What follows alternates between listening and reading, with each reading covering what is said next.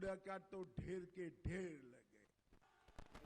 CM doctor Mohan Yadav ने बसंत पंचमी के पावन अवसर पर भोपाल में दंतोपंत ठेंगड़ी शोध संस्थान के नवीन भवन का भूमि पूजन किया। इस अवसर पर पौधारोपण कर राष्ट्रीय शोधार्थी समागम पोस्टर का विमोचन कर शुभकामनाएं भी दी। सीएम ने कार्यक्रम को संबोधित करते हुए कहा, सत्य है कि शोध से ज्ञान केवल संरक्षित नहीं होता, अपितु मानव कल्याण के दीप को भी दीर्घकाल के लिए प्रदीप्त कर देता है। भारतीय विचार, संस्कार एवं श्रद्धेय दंतोपंत ठेंगड़ी जी के विचारों पर शोध एवं उनके विचारों को जन जन तक पहुंचाने का यह प्रयास अभिनंदनीय है। सीएम ने कहा, जिस प्रकार दीपक स्वयं जलकर प्रकाश देता है, उसी प्रकार हमारे प्रचारक परंपराओं में श्रद्धेय दंतोपंत ठेंगड़ी जी उज्जवल नक्षत्र के समान हैं।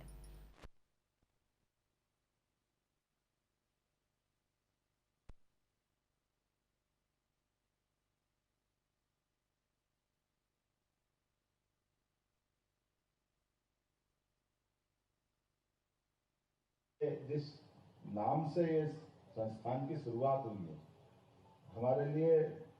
स्वर्गीय दत्तोपंत ठेंगड़ी जी का केवल एक नाम नहीं है, वो ऋषि समान अपना चिंतन और जीवन में जिस प्रकार से उनने जैसे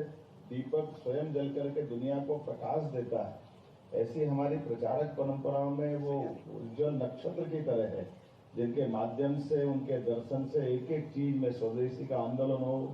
कृषि में उनका दर्शन हो, मजदूर संघ में उनकी भूमिका हो, विद्यार्थी परिषद के भी वो प्रारंभिक काल के संस्थापक सदस्यों में से एक उनकी भूमिका रही है और उनका अपना चिंतन करने का, काम करने का, बाकी सब बातों के साथ उनका